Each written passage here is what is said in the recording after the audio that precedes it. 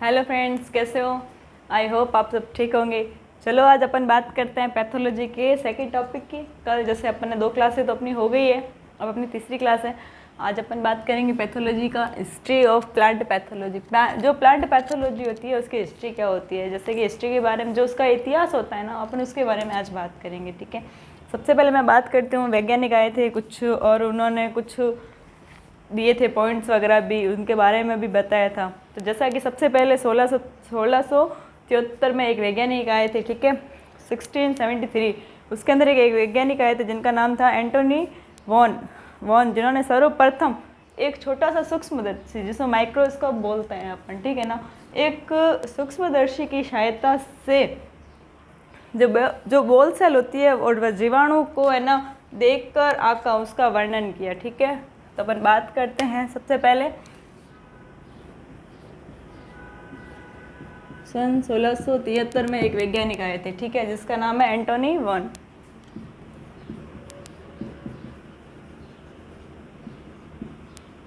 ठीक है, इन्होंने क्या किया था,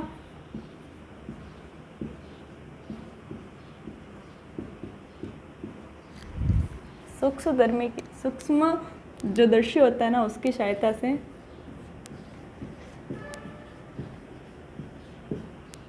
सबसे पहले ये वैज्ञानिक आए थे सन 1673 में। ठीक है, उन्होंने क्या किया, साधारण सूक्ष्मदर्शी का निर्माण व इसकी सहायता से वेल सेल व जीवाणु का सूक्ष्मदर्शी का निर्माण नहीं किया पहले। ठीक है,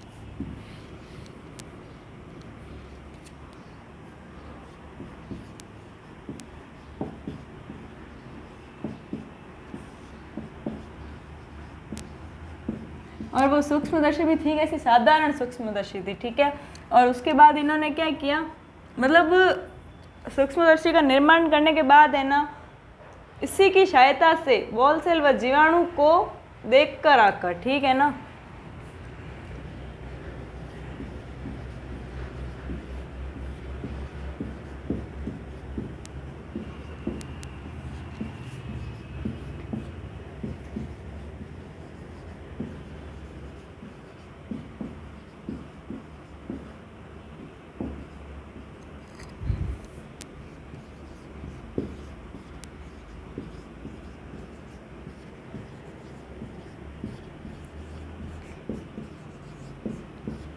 ये कब आए थे, 1673 में आए थे एंटोनी वॉन, जिन्होंने साधारण सूक्ष्मदर्शी का निर्माण किया था और जो इसकी सहायता से बॉल सेल व जीवाणु को देखकर आका था। ठीक है, ये हिस्ट्री में कुछ आते हैं पॉइंट्स, अपन लिखेंगे आज और बात भी करेंगे।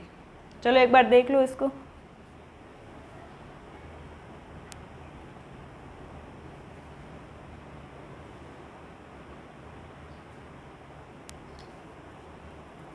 ठीक है, उसके बाद अपन बात करते हैं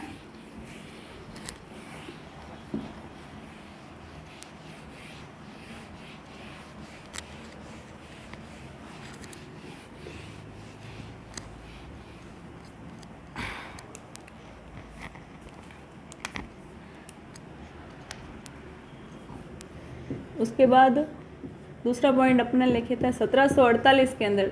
सन 1748 में एक वैज्ञानिक थे जिनका नाम था, जो अंग्रेजवादी थे, क्या थे,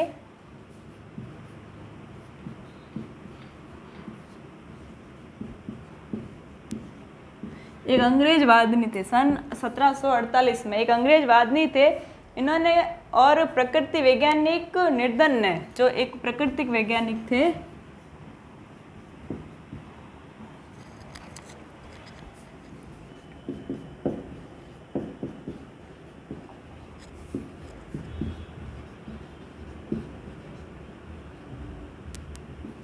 एक प्रकृति वैज्ञानिक जो सन 1748 में अंग्रेजवादी प्रकृति वैज्ञानिक निर्धन ने स्पॉन्टानियस, एक नाम था स्पॉन्टानियस जनरेस, ठीक है, का अनुवादन किया। क्या किया,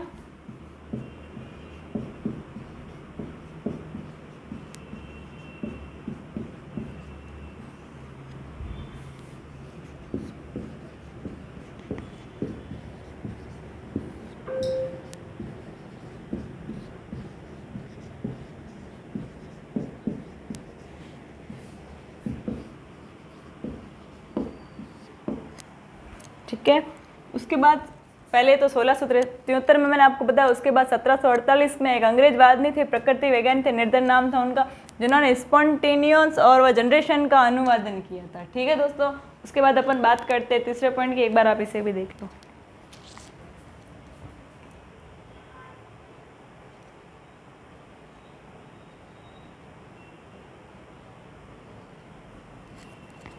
उसके बाद बात करते हैं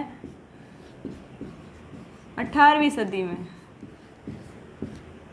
किसने, लीनियस ने।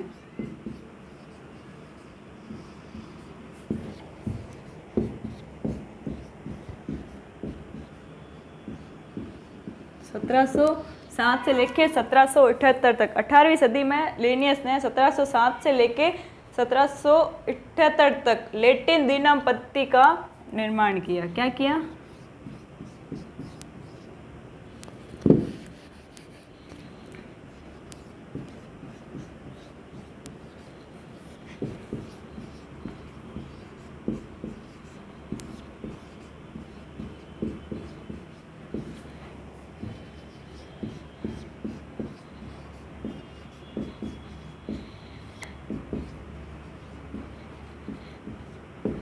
ठीक है, एक बार देख लो आप इससे भी।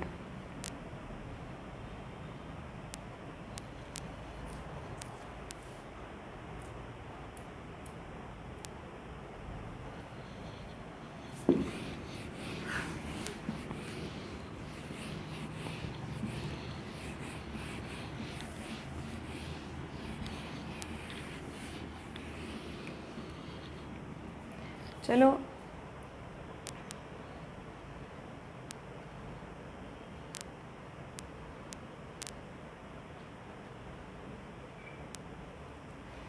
फिर एक और वैज्ञानिक आए 1755 में। 1755 में टिलेट नामक वैज्ञानिक, क्या टिलेट वैज्ञानिक थे, जिनका नाम टिलेट था, और इन्होंने गेहूं में, किसमें, गेहूं में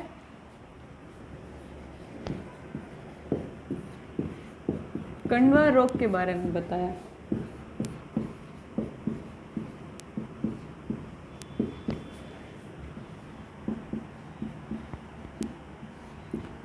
और कहा कि ये जो रोग है ना, ये एक संक्रामक रोग है। क्या है?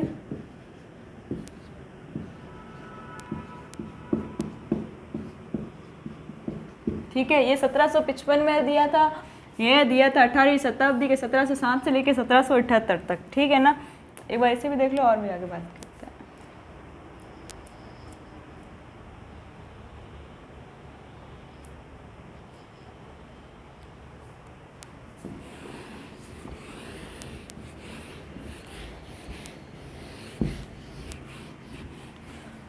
और उसके बाद एक और वैज्ञानिक आए 1807 में, जिनका नाम था प्रीवेस्ट। क्या था?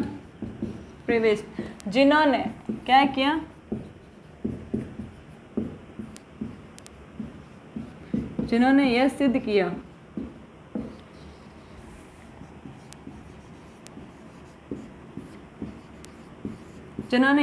किया कि ये जो गेहूं में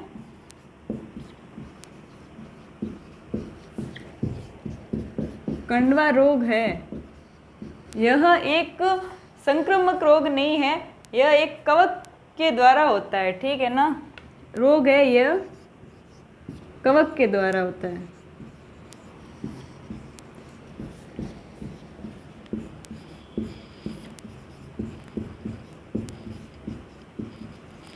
ठीक है ना। उसके बाद 1755 में आया था, 1755 के बाद 1807 में एक और वैज्ञानिक आए थे, जिनका नाम था प्रीवेस्ट, जिन्होंने यह सिद्ध किया था कि गेहूं में जो कंडवा रोग होता है, जो गेहूं में कंडवा रोग होता है ना, वह ये कवक के द्वारा होता है, ना कि संक्रमण के द्वारा होता है। ठीक है ना।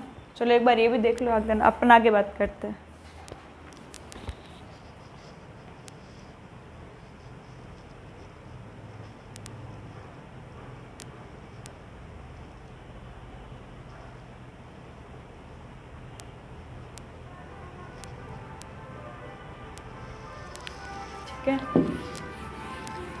उसके बाद एक और वैज्ञानिक आए, जिनका नाम था रॉबर्ट हुक।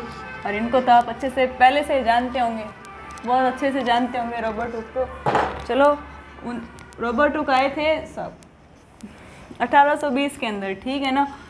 1820 के अंदर रॉबर्ट हुक आए थे। इन्होंने क्या किया, रॉबर्ट हुक ने एक सूक्ष्मदर्शी होती है ना, उनकी सहायता से एक छोटी सी सूक्ष्मदर्शी ली थी और उसकी सहायता से जो फंगस होता है उसके अंदर स्पोर को देखा, ठीक है ना। चलो फिर ये वैज्ञानिक है, इन्होंने क्या किया, रॉबर्ट हुक ने सर्वप्रथम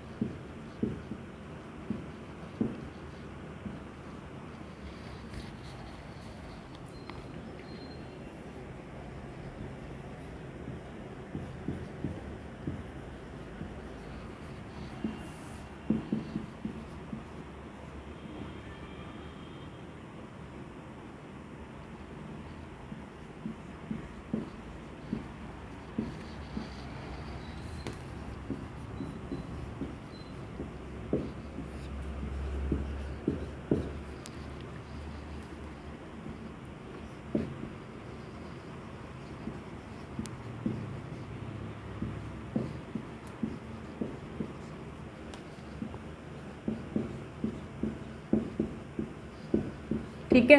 ये रॉबर्ट हुक के जो 1820 में आए थे, इन्होंने क्या किया, सर्वप्रथम कंपाउंड माइक्रोस्कोप था उसको लिया और उसके अंदर से मतलब उस माइक्रोस्कोप जो सूक्ष्मदर्शी होता है उसकी सहायता से फंगस के अंदर स्पोर को देखा, ठीक है। उसके बाद अपन बात करते हैं, चलो उसको भी एक बार देख लें।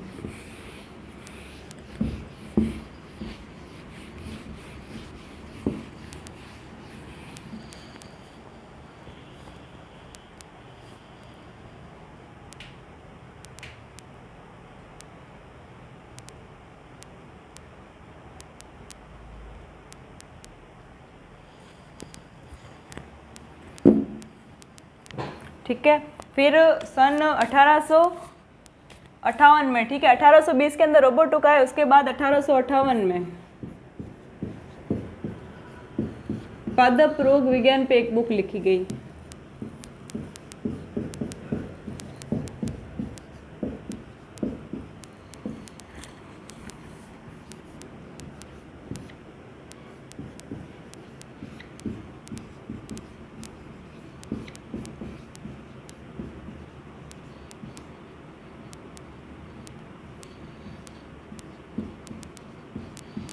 ठीक है ना।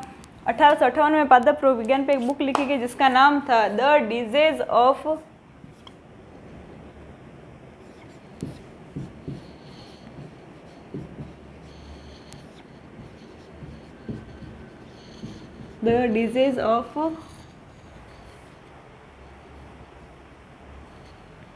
कल्टिवेटेड क्रॉप्स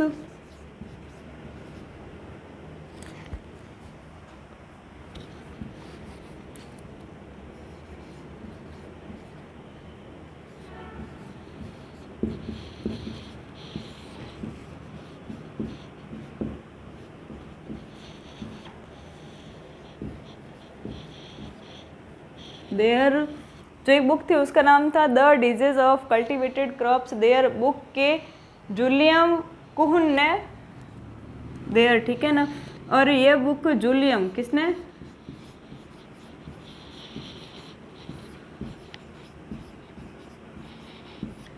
कुहन ने लिखी थी, ठीक है। और वो कब लिखी गई, 1858 में लिखी गई। और किस पे लिखी गई, पादप रोग विज्ञान पर एक बुक लिखी गई थी और इसका नाम था the disease of cultivated crops there, ठीक है ना। जो और इसका जो लिखी थे उसके वैज्ञानिक का नाम था जूलियम कुहर्न, ठीक है। उसके बाद अपन बात करते हैं आगे, एक बार इसको भी देख लो।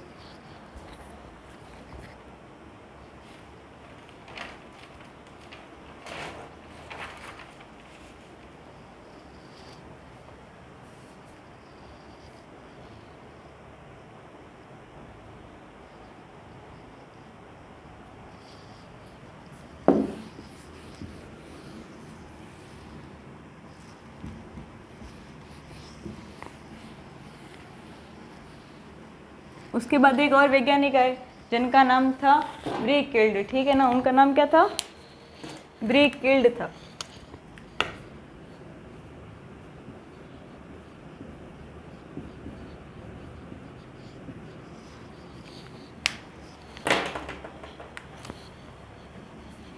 जो 1875 से 1912 तक आए।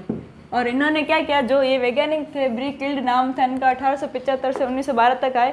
इन्होंने क्या, सूक्ष्मदर्शी के माध्यम से, ठीक है ना, एक सूक्ष्मदर्शी थी, क्या थी,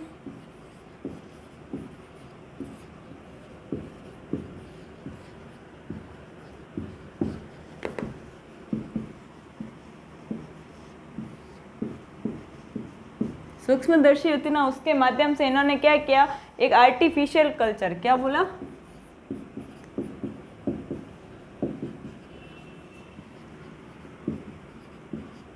जो आर्टिफिशियल कल्चर होता है ना, और उसकी उसकी विद्या होती है, उनका खोज किया था। जो आर्टिफिशियल कल्चर की विद्या होती है,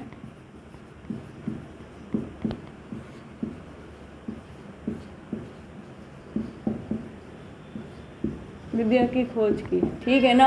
और ये कब आए थे, जिनका नाम था ब्रिकिल्ड था, क्या नाम था, ब्रिकिल्ड,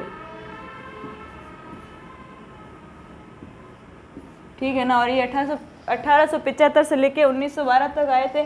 और इन्होंने ना इसकी विधियों के बारे में बताया था, जो आर्टिफिशियल कल्चर होता है उनकी विधियों के बारे में इन्होंने बताया था। चलो उसके बाद अपन और बात करते हैं, आप इसको देख लो एक बार।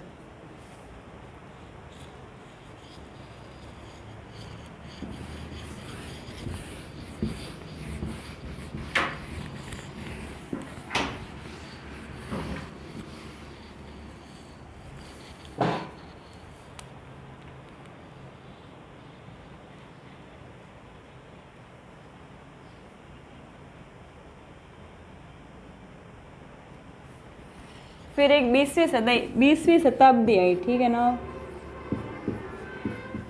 20वीं शताब्दी में क्या हुआ, एक जो वैज्ञानिक आए थे जिनका नाम था, उन्होंने सर्वप्रथम बिफर, ठीक है ना, 20वीं शताब्दी में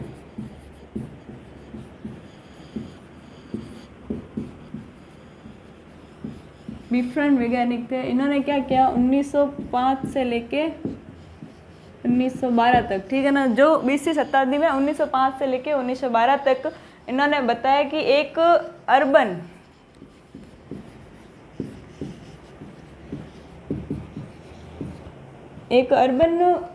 अर्बन व्यक्ति थे, ठीक है ना, जो जिन्होंने 1900 से लेके 1909 तक, कब से, 1900 से लेके 1909 तक, जो क्या बोल सकते हैं आप, उसको कह सकते हो जो अनुवांशिक या जो पौधे के रोगिता की अनुवांशिक दर पर कार्य किया। जो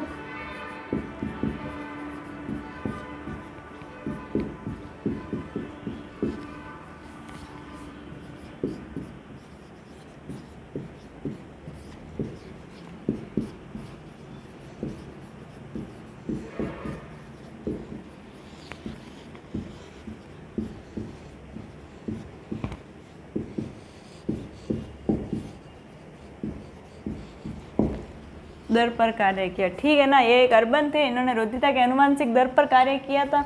और इन्होंने 1905 से लेकर 1912 तक के बारे में बताया। फिर एक अर्बन आए, इन्होंने 1900 से लेकर 1909 तक पौधे पर जो इनकी अनुवांशिक दर होती है उसके ऊपर कार्य किया, ठीक है। उसके बाद अपन और बात करते, एक बार देख लो।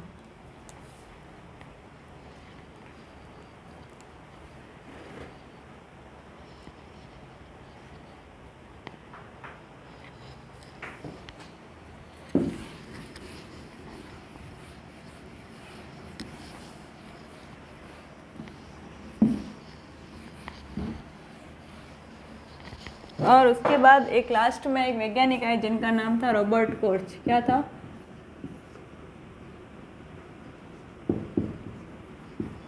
रॉबर्ट कोच, ठीक है। इन्होंने, जो रॉबर्ट कोच थे, इन्होंने क्या किया, इन्होंने यह सिद्ध किया कि सूक्ष्मदर्शी की सहायता से, जो सूक्ष्मदर्शी होती है ना, वो किसी विशेष संक्रमक, मतलब कोच ने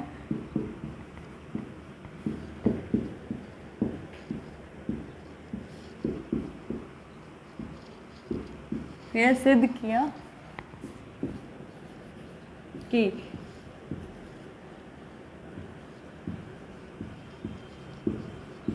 जो सूक्ष्मदर्शी थे, जो रॉबर्ट कोच आए ना, उन्होंने ये बताया कि जो सूक्ष्मदर्शी होते हैं ना, वो किसी विशेष संक्रामक बीमारी के लिए उत्तरदायी होती है। सूक्ष्मदर्शी है ना, ये